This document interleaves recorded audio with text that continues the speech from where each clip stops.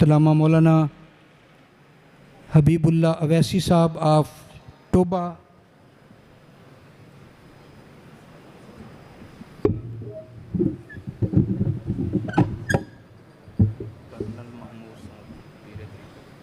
پیر طریقت رہبر شریعت جناب کرنل محمود صاحب آپ سیدہ شریف زینت آستانہ عالیہ سیدہ شریف، آپ بھی ہماری محفل کی رونق بنیں۔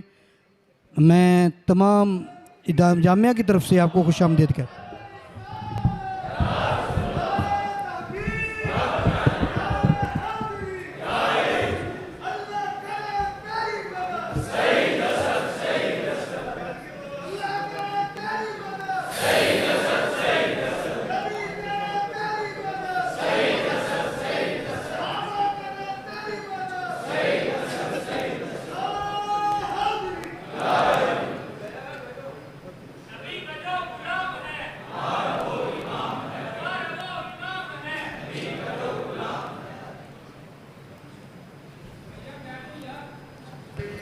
میں پیر طریقت کرنل الطاف محمود صاحب سے گزارش کروں گا کہ آپ بھی اپنے خیالات کا اظہار فرمائیں۔ اعوذ باللہ من الشیطان الرجیم، بسم اللہ الرحمن الرحیم، وما ارسلناک الا رحمۃ للعالمین۔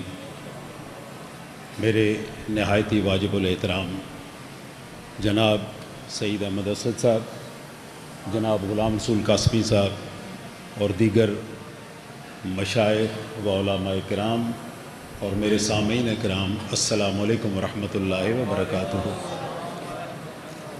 علماء و مشائخ کے اس جھرمٹ میں میرے جیسے دنیا دار نے کیا بات کرنی ہے۔ میں نے سید احمد اسد صاحب کا نام سن رکھا تھا، ملاقات نہیں تھی۔ ایک چھوٹا سارا ان کا کلپ سننے کو ملا، میں نے ان کا نمبر تلاش کیا، انہیں فون کیا، پھر میں ملاقات کے لیے مجبور ہو گیا، حاضر ہوا۔ 2 گھنٹے کی ملاقات ہماری ہوئی۔ جب آپ کوئی دیگ پکاتے ہیں تو پوری دیگ کھا کے آپ اندازہ نہیں لگاتے کہ دیگ پکی ہے یا کچی ہے۔ آپ ایک چاول چکھتے ہیں تو آپ کو پتہ چل جاتا ہے دیگ پکی ہے۔ میں نے ان کا ایک چاول چکھا ہے اور میں ابھی تک اس کی گواہی دیتا ہوں کہ الحمدللہ اہل سنت والجماعت میں یہ دیگ ہر لحاظ سے ہر زاویے سے پکی ہے۔ مجھے اس میں کسی قسم کا کوئی شک نہیں ہے۔ میری ان سے بہت کم ملاقات ہے، لیکن جو ملاقات ہوئی وہ زندگی کا سرمایہ ہے۔ قرآن پاک کی جس جہت سے آپ کے سامنے تمام علماء نے بات کی، میں اس کے علاوہ ایک اور ڈائمنشن سے اس کی بات کرنا چاہتا ہوں جو میں نے ان سے اس دن ملاقات کی اور مجھے اس کا احساس ہوا۔ مجھے اندازہ نہیں تھا، مجھے آج کا بھی پتہ نہیں تھا کہ میرا خطاب ہے۔ میرا خیال یہ تھا کہ میں کسی وقت اکیلے میں بیٹھ کے یہ بات سید احمد اسد صاحب سے کروں گا، لیکن مجھے اندازہ نہیں تھا کہ اتنے ہزار لوگوں کے سامنے مجھے اس کا اظہار کرنا پڑے گا۔ انتہائی مختصر سی بات، قرآن پاک آپ پڑھیں تو اس میں قرآن پاک کے انوارات کا بار بار ذکر ہے۔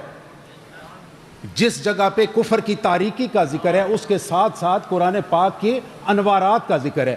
وہ انوارات کوئی گپ شپ نہیں ہے، یہ انوارات جو قرآن پاک کے بزرگوں کے، اللہ تعالیٰ کے رسول اکرم صلی اللہ علیہ وسلم کے، یہ گپ نہیں ہے، یہ قرآن پاک کا فرمان ہے اور یہ موجود ہیں اور دیکھنے والوں کو نظر آتے ہیں۔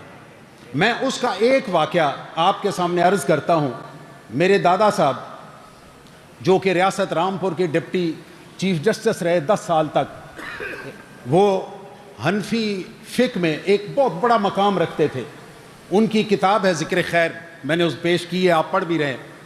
اس میں انہوں نے اپنا ایک وہ 11 سال ہر تمام علوم حاصل کرنے کے بعد جا کے ایک امی فقیر حضرت توکل شاہ امبالوی رحمۃ اللہ تعالی علیہ کے آگے اپنا سارا علم ہار گئے، سارا علم ہار گئے۔ وہ اپنا واقعہ 11 سال میں جو واقعات پیش آئے انہوں نے سارے لکھے، لکھنے کی عادت تھی انہوں نے اس میں ایک واقعہ لکھا ہے۔ وہ کہتے ہیں کہ ہمارا ایک پیر بھائی تھا، اس کا نام تھا مغلی شاہ۔ رمضان کا مہینہ آ گیا، ان پڑھ تھا، قرآن پاک صرف ناظرے پڑھا ہوا تھا، دیکھ کے قرآن پاک پڑھ سکتا تھا۔ رات کو حافظ کے پیچھے کھڑا ہوا، تراویح میں حافظ کے پیچھے کھڑا ہوا، وہ قرآن پاک سن رہا ہے، حافظ کو غلطی لگ گئی، مغلی شاہ نے اس کو متشابہ دیا کہ جی آپ کو یہ غلطی لگ گئی ہے۔ سارے کے سارے بندے بڑے حیران رہ گئے کہ وہ تو حافظ ہے اور مغلی شاہ تو پڑھا ہوا نہیں ہے، یہ تو قرآن پاک دیکھ کے پڑھتا ہے، اس کے علاوہ اس کے پاس علم نہیں ہے۔ میرے پیارے دوستو، 2-3 دفعہ حافظ کو غلطی لگی، اس نے اس کی درستی کی، جب وہ نماز سے فارغ ہوئے، تراویح سے فارغ ہوئے، انہوں نے اس کو گھیر لیا۔ اب مغلی شاہ خاموش ہو گئے، کسی بات کا جواب نہیں دے رہے۔ لوگوں نے جا کے حضرت توکل شاہ امبالوی رحمۃ اللہ علیہ سے ان کے مرید کی شکایت لگائی۔ آپ نے مغلی شاہ کو بلایا، مغلی شاہ کو بلا کے پوچھا کہ یہ تو نے کس طرح سے یہ بتایا قرآن؟ انہوں نے کہا جی آپ میرے پیر ہیں، آپ کے سامنے بات چھپا نہیں سکتا، میں حقیقت قرآن کا فیض لیتا ہوں۔ آپ نے مجھے یہ ذہن میں رکھیے، 5 حقائق ہیں جن میں سے ایک حقیقت قرآن ہے، حقیقت کعبہ ہے، ان میں ایک حقیقت قرآن ہے۔ میں حقیقت قرآن کا جب فیض لیتا ہوں تو میرے سامنے قرآن پاک کی آیتوں کے ٹکڑے آنکھوں سے نظر آتے ہوئے دکھتے ہیں۔ جب یہ حافظ صاحب پڑھ رہے تھے، میں اس وقت حقیقت قرآن کا فیض لے رہا تھا۔ جو قرآن پاک کے ٹکڑے آسمان سے حافظ کے پاس آ رہے تھے، وہ ٹکڑے میرے پاس بھی آ رہے تھے، اور میں آنکھوں سے دیکھ رہا تھا۔ میں نے دیکھا کہ حافظ نے یہ والا ٹکڑا مس کر دیا ہے، میں نے وہ اس سے دیکھ کے پڑھا، میں نے زبانی نہیں پڑھا، میں تو اللہ کی اس تختی کے اوپر سے دیکھ کے پڑھا تھا۔ میرے پیارے دوستو، یہ وہ فیض ہے جو اللہ تعالیٰ کا ایک خاص عنایت ہے کسی بندے پر۔ میں یہ جو ان کے ساتھ اس دن 2 گھنٹے کی ملاقات ہوئی، اس ملاقات کی روشنی میں نے اسی دن یہ اندازہ لگایا، اللہ تعالیٰ نے انہیں صرف قرآن پاک کا ظاہری علم نہیں عطا فرمایا، ان کے اوپر حقیقت قرآن کھول بھی دی ہے۔ اور آپ ان کا بیان سنیں گے، آپ ان کی کتاب پڑھیں گے، ان کی تفسیر سنیں گے، انشاءاللہ تعالی العزیز آپ کے اوپر وہ چیزیں واہ ہوں گی، آپ کے اوپر وہ چیز کھلے گی۔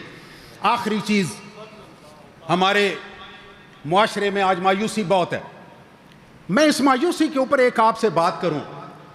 جتنی پریشانی آپ سنتے ہیں، اتنی انھیر نگری کوئی نہیں پڑی ہوئی، اتنی پریشانی والی بات کوئی نہیں ہے۔ آپ مسلمانوں کو آج کے دن میں مت دیکھیں، 1922 کے مقابلے میں دیکھیں۔ 1922 میں پوری کی پوری خلافت عثمانیہ یہ ٹوٹ کے ٹکڑے ٹکڑے ہو رہی تھی، ہر ملک اس کو دبانے کے چکر میں تھا، برطانیہ اس کو کھینچنے کے چکر میں تھا، فلانا فلانا ملک میرے انڈر آ جائے، اٹلی اپنی طرف سے اس کو کھینچنے کے چکر میں تھا، اس نے اپنے ملک دبا لیے، فرانس اپنی طرف لے کے نکلا۔ 1940 کی دہائی آئی، یہی والے ملک آ کے آہستہ آہستہ آزاد شروع ہوئے۔ آج ہم اس جگہ پہ ہیں، آج ہم اس جگہ پہ ہیں، ذرا یقین سے میں بات کر رہا ہوں، میں نے جو کچھ دیکھا ہے اپنی سروس میں اور سروس کے بعد، آپ میں سے بہت زیادہ لوگوں نے وہ کچھ نہیں دیکھا ہوا۔ آج ہم اس جگہ پہ ہیں، امریکہ ہم سے اڈے مانگ رہے، ہم نہیں دے رہے۔ آج سے 20 سال پہلے وہ ہم سے لڑکی مانگتا تھا، ہم اٹھا کے دے دیتے تھے۔ بتائیے یہ ہماری طاقت ہے یا کمزوری ہے؟ ہم جس جگہ پہ آج کھڑے ہوئے ہیں، انشاءاللہ تعالی العزیز آپ دیکھیے گا، یہ بات میں آن ریکارڈ کئی دفعہ کہہ چکا ہوں اور آج بھی میں یہ بات کہہ رہا ہوں۔ امریکہ کا پورا نام کیا ہے؟ ریاست ہائے متحدہ امریکہ۔ متحدہ کا لفظ ذہن میں رکھیے، امریکہ کا نام کیا ہے؟ ریاست ہائے متحدہ امریکہ۔ میں یہ پیشین گوئی کر رہا ہوں کہ جو بائیڈن ریاست ہائے متحدہ امریکہ کا آخری صدر ہے، آخری صدر ہے۔ اور میں بات آج پہلی دفعہ نہیں کر رہا، میں تقریباً پچھلے 6 مہینے سے یہ بات کر رہا ہوں۔ ان کے الیکشن سے پہلے میں نے بات کی تھی کہ اب الیکشن کے بعد جو بھی صدر آئے گا وہ ریاست ہائے متحدہ امریکہ کا آخری صدر ہوگا۔ یہ ریاستیں ٹوٹ جائیں گی، ان میں سے اگر ایک بھی ریاست نکل گئی تو ریاست ہائے متحدہ امریکہ تو نہیں رہ گئی نا۔ آج آپ اس جگہ پہ کھڑے ہیں کہ آج امریکہ آپ سے اڈے مانگ رہا ہے، آپ اس کو اڈے دینے سے انکار کر رہے ہیں۔ یہ آج سے 20 سال پہلے، 15 سال پہلے کوئی بندہ یہ جرأت کر سکتا تھا؟ یہ نہیں جرأت کر سکتا تھا۔ اسرائیل کا وزیر اعظم، ہماری وہاں 3 جنگیں ہو چکی اسرائیل میں، 3 جنگوں میں جو ہم نے شکست کھائی اور بری طرح کھائی، اس دفعہ تو مقابلے میں کوئی ملک بھی نہیں تھا، ایک حماس کی تنظیم ہے، میرے پاس وقت نہیں ہے آپ کو حماس کے متعلق بتاؤں. حماس کی ایک تنظیم ہے, مقابلے میں اسرائیل ہے. اسرائیل کے پیچھے برطانیہ کھڑا ہے, فرانس کھڑا ہے, جرمنی کھڑا ہے, اس کے پیچھے انڈیا کھڑا ہے, اس کے پیچھے امریکہ کھڑا ہوا ہے. یہ سارے کھڑے ہوئے ہیں. اس کے وزیر اعظم کو نیتن یاہو کو رات کو 2 بجے اٹھ کے ٹی وی پہ بیٹھ کے اعلان کرنا پڑا ہے کہ ہم غیر مشروط طور پہ جنگ بند کر رہے ہیں. آپ کا کیا خیال ہے؟ یہ خواب میں اس کو کسی نے آ کے ڈرایا کہ یہ جنگ بند کراؤ؟ یہ خواب نہیں تھا. یہ مسلمانوں میں کچھ تھوڑی بہت, دیکھیں نا, ہر چیز آپ کے سامنے نہیں آتی. بے شمار چیزیں جس کا آپ کو نہیں پتا, بے شمار چیزیں مجھے نہیں پتا. میں اپنے کور کمانڈر کے پاس شاہ صاحب کھڑا ہوں, آگے کو وفد کھڑا ہوا ہے, وہ وفد اس سے کوئی سوال کر رہا ہے. Corps commander chief of army staff کے بعد فوج میں سب سے مضبوط ترین آدمی. کور کمانڈر اس کو کہتا ہے, اس نے کوئی سوال کیا, کور کمانڈر نے میری طرف دیکھا, مجھے کہتا ہے الطاف اس طرح کرنا, یہ فائل اٹھا کے میرے سامنے کل دفتر میں لے آنا. میں نے کہا سر ٹھیک ہے. اب مجھے معلوم تھا کہ میں اسے فائل 2 دن پہلے دکھا چکا ہوں, میں 2 دن پہلے اسے فائل دکھا چکا ہوں. پتہ نہیں پھر اس نے کیوں, بہرحال فوج میں خاموش ہو گیا. اگلے دن صبح سویرے میں نے فائل اٹھائی, میں لے کے گیا, میں نے کہا سر یہ تو آپ نے کل دیکھی تھی. مجھے کہنے لگے کہ کل میں نے فائل دیکھی ہوئی تھی, مجھے معلوم ہے, مجھے اس کو اب دیکھنے کی ضرورت نہیں ہے. میں نے ان بندوں سے اس فائل کا پردہ رکھنا تھا. نبی کریم صلی اللہ علیہ وسلم کے متعلق کہ جو فلانی چیز کا پتہ نہیں لگا, اللہ نے اس کور کمانڈر کے سامنے کئی پردے رکھنے تھے امت کے, اس لیے اس کو یہ کہا کہ اس بات کو چھوڑ دو. میرے پیارے دوستو, اتنی باتوں کا مجھے علم نہیں ہے جتنا کور کمانڈر کو علم ہے. میں اپنے علم کی بنیاد پہ یہ بات کر رہا ہوں. مسلمان آج اتنا کمزور نہیں ہے جتنا آج سے 20 سال پہلے تھا, آج سے 25 سال پہلے تھا. آپ یقین جانیے, آج پاکستان کے اور ترکی اور ملائیشیا, یہ 3 ملک وہ ملک ہیں جن کی آنکھوں میں آنکھیں ڈالنے کی آج جرت کسی کو نہیں ہے. میں آپ کو آخری بات حضور, میں آپ کے مجھے خطاب کا چونکہ پتہ نہیں تھا, میں ایک چیز آپ کو بتانا چاہتا ہوں. انڈیا, ہندو, میں کسی کو کوئی برا بھلا نہیں کہتا, اپنا اپنا مذہب ہے, وہ اپنا زور لگاتے ہیں, ہم اپنا زور لگاتے ہیں. انہیں اپنے گھر میں زور لگانے کی اجازت ہے, وہ لگائیں, ہمیں اپنے گھر میں اجازت ہے. ایک چیز ذہن میں رکھیے میرے پیارے دوستوں اور خاص طور پہ میرے بچوں, ایک چیز ذہن میں رکھیے, انڈیا اگر پاکستان کا بارڈر کراس کر کے ادھر نہیں آ رہا تو وہ آپ پہ مہربانی نہیں کر رہا. کہ آپ سمجھیں گے وہ بڑا شریف ہے اور بڑا جناب وہ آپ کے اوپر مہربان ہے, اس لیے وہ بارڈر کراس نہیں کر رہا. وہ اس لیے بارڈر کراس نہیں کر رہا, اسے معلوم ہے کہ میں نے اس جگہ سے, اس بارڈر سے پاؤں آگے رکھا, میری ہڈیاں نکل جائیں گی, میرا منہ نوچ لیا جائے گا, میں آگے نہیں بڑھ سکتا. وہ اس لیے آگے نہیں آ رہا. آپ یقین جانیے وہ اس لیے آگے نہیں آ رہا کہ آپ کے لیے کوئی مہربانی کر رہا ہے. آپ کو اسے معلوم. میڈیا کی بھی آپ کو بات سناتا ہوں, آپ نے میڈیا کا نام, آپ کو میڈیا بھی بتاتا ہوں. ان کا اپنا کام ہے, میڈیا کو کرنے دے. حضور اکرم صلی اللہ علیہ وسلم نے ابو جہل کو کس دن روکا تھا کہ کل تو نے بیان بازی نہیں کرنی؟ روکا تھا آپ نے؟ آپ نے تو کبھی نہیں. ابو لہب کو آپ نے کس دن روکا تھا؟ آپ نے تو کسی کو نہیں روکا. ان کا اپنا کام ہے, ہمارا اپنا کام ہے. وہ اپنا کام کرتے رہیں گے, ہم اپنا کام کریں گے. ذرا اپنا کام کر کے دکھائیے. نعرہ تکبیر, نعرہ رسالت, یہ ہمارا کام ہے. ان کا اپنا کام ہے, انہیں اپنے کام میں لگے رہنے دیجئے. ہمارا اپنا کام ہے. انشاءاللہ تعالی العزیز, اگر ابھی اس وقت ہمیں افغانستان میں ایک پرابلم ہے, ہمیں اس وقت یہ خدشہ ہے کہ افغانستان کی فوج, جو سرکاری فوج ہے, وہ بارڈر کراس کرے. امید نہیں کہ وہ جرت کرے, لیکن ایک چیز ذہن میں رکھیے, اگر ادھر سے انڈیا اور ادھر سے انہوں نے کراس کیا, انشاءاللہ تعالی عزیز ان کی ہڈی بوٹی ایک ہو جائے گی. اب یہ ایک اور بھی خدشہ ہے. مجھے حکومت سے جو گلہ ہے وہ صرف ایک گلہ ہے, اس نے قوم کو تیار ہی نہیں کیا ہوا. آج ہمیں خدشہ ہے کہ امریکہ حملہ نہ کر دے. اس خدشے کے لیے آپ کو اور مجھے تو کسی نے نہیں تیار کیا ہوا. آپ کے اس محلے میں خدا نخواستہ امریکہ ایک بم پھینک دیتا ہے, آپ نے کون سے اسپتال میں کسی بندے کو لے کے جانا ہے؟ مجھے گورنمنٹ سے جو گلہ ہے وہ یہ ہے کہ گورنمنٹ کو چاہیے تھا کہ ہمارے لوگوں کو اس بات پہ تیار کرتے کہ ہم نے کل کو کسی کے ساتھ لڑنا ہے. ہم تیار تو ہیں ہی نہیں.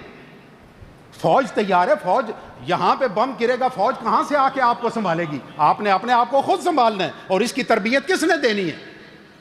اس کی تربیت گورنمنٹ نے دینی ہے آپ کو. میں لمبی بات کر گیا, میں آپ سے اس کی معذرت چاہتا ہوں. سعید احمد صاحب کو میں مبارکباد پیش کرتا ہوں. تحفہ میں نے آگے پیش کر دیا ان کو.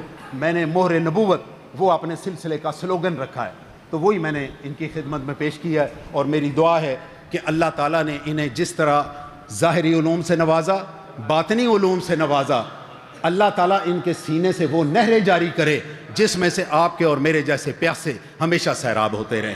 وآخر دعوانا ان الحمد للہ رب العالمین.